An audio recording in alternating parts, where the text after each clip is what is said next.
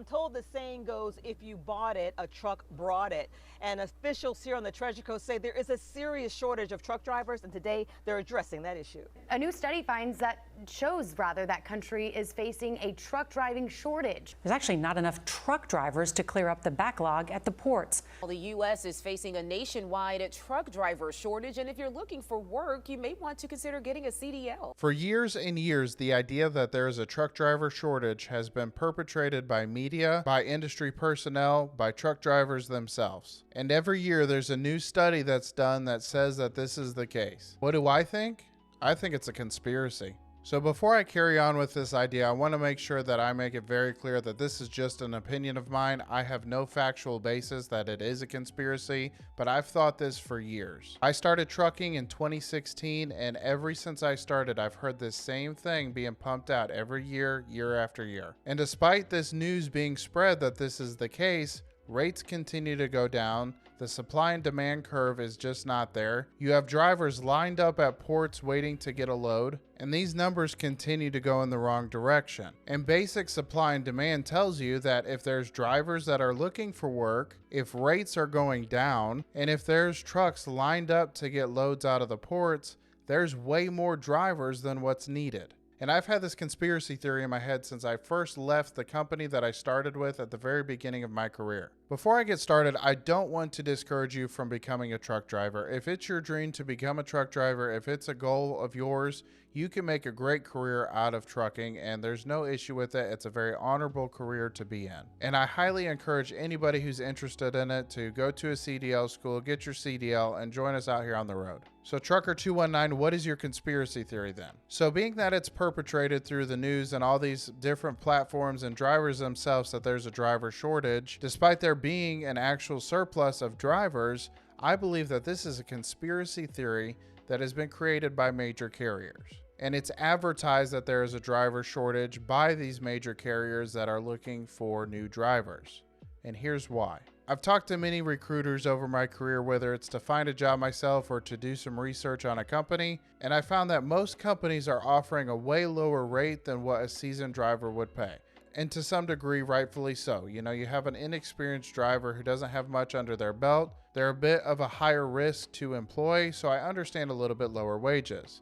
But we are talking about 70% of what a seasoned driver after a year or two of experience will be making. So where a normal cents per mile for a 2-year veteran of the industry would be about 55 cents per mile, a lot of these companies are paying drivers between 36 and 42 cents a mile starting out. And of course, it all depends on what company you go to work for, how much they're going to pay you. But you can only get away with paying a driver a less than adequate pay for so long, typically 6 months to a year. And they promise you you'll get a cent per mile increase every year that you work for them. So each year you work for them, you're going up 1 cent per mile. When it jumped from 38 cents per mile all the way up to about 45 to 50 cents a mile is actually in order after about a year of experience. So the longer that a company keeps a driver on board at a lower cents per mile, the more money they're putting in their pocket. So Trucker 219, why would it benefit a big company to perpetrate this idea that there's a driver shortage? Well, to tell you why, we have to take a look at some numbers. So anytime I run numbers on anything, I always make it in favor of the party that I'm going against. So in this case, it's major carriers. So realistically, they're going to pay about 38 cents per mile, but for the math on it, we're just going to do 40 cents per mile. And now a driver that's been doing it for about a year should probably be around 45 to 50 cents per mile. So we'll go ahead and do that at 50 just for easy math. So the difference between a brand new driver and a driver that's been doing it for a year is 10 cents per mile. Now the average driver will do about 2,000 miles a week.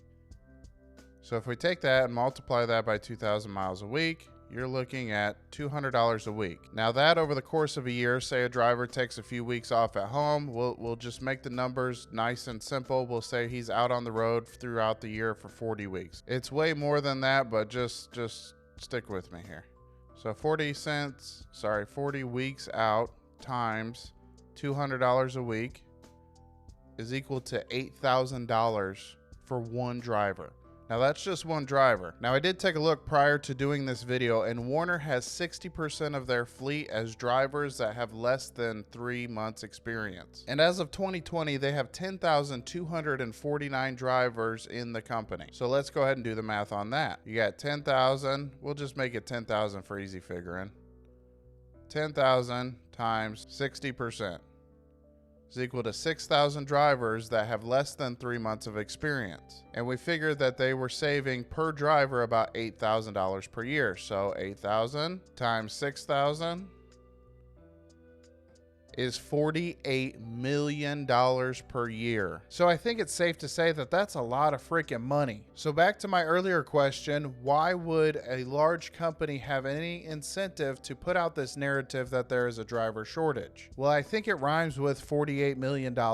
So the big conspiracy theory is that all these large carriers perpetrate this idea that there's a driver shortage in order to bring in new drivers that don't have much experience, that likely will make some mistakes and have an excuse to kick out of the door at any time because they've messed up and they've made a mistake, which happens when you're learning a new thing. Nobody starts anything perfect. So ideally, a company that is in that position that can churn over 60% of their drivers being new drivers would want to keep the flow of new drivers coming in. Well, how do you get new drivers? Well, you can't go to the guy that's been doing it for 5 years. You can't go to the guy that's been doing it for 10 years. You have to go to the truck driving schools. But what happens if the truck driving schools start running out of new drivers to bring in?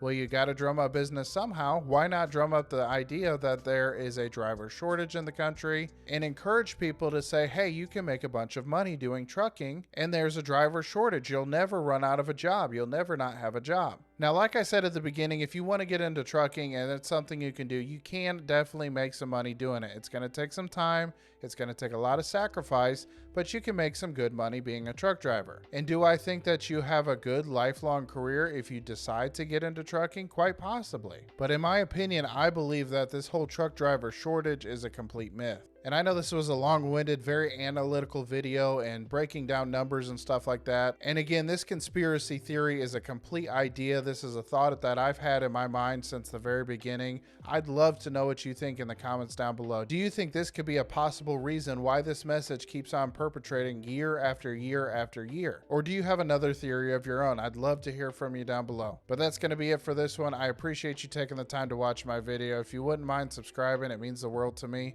And I'll see you again soon. All right? Bye.